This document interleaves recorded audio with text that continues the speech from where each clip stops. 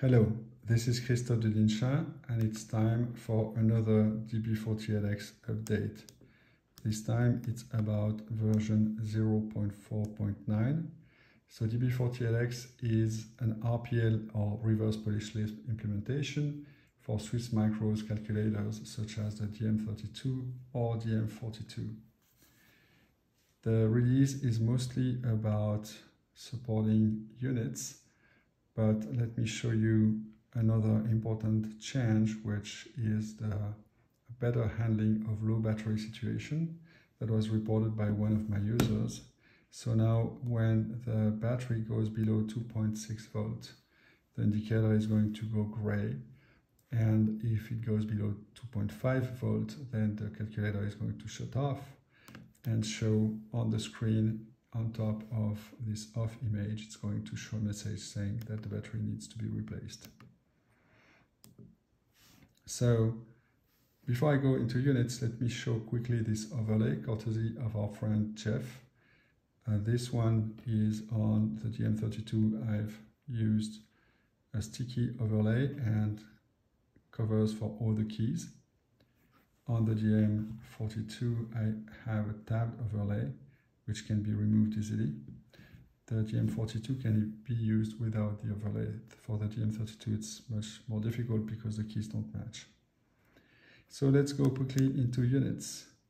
If I want to enter a unit, for instance of length, I type its name. I can edit it. There's an underscore in the unit name. To convert, I shift and use another unit.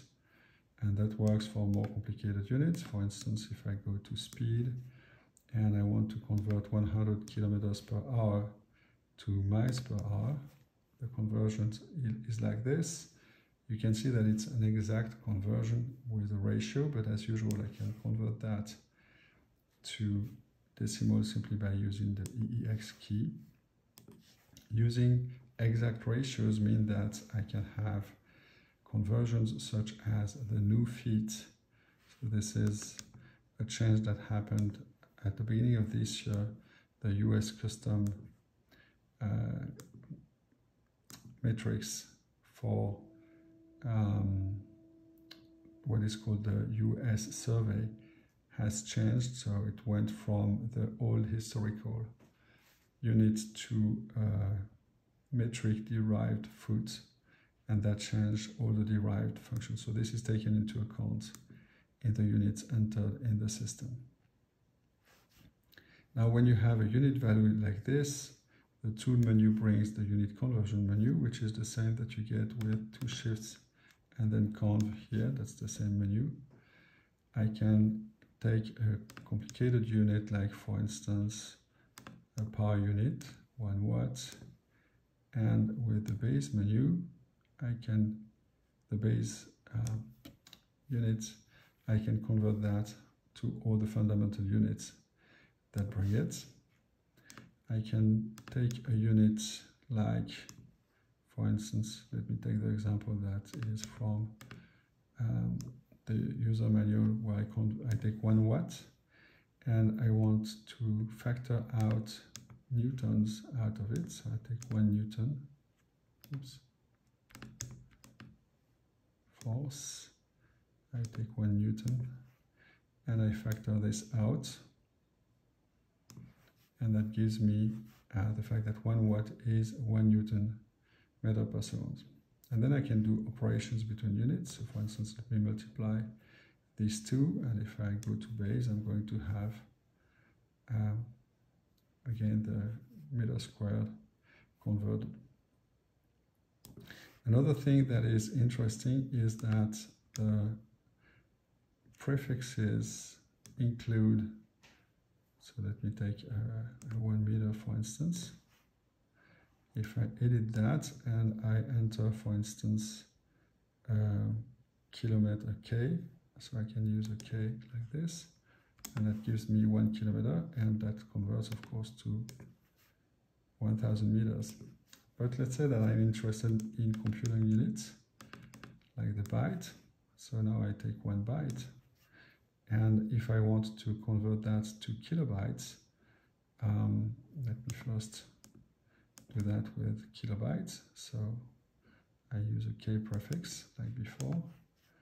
And if I convert that to bytes, that gives me 1000 bytes.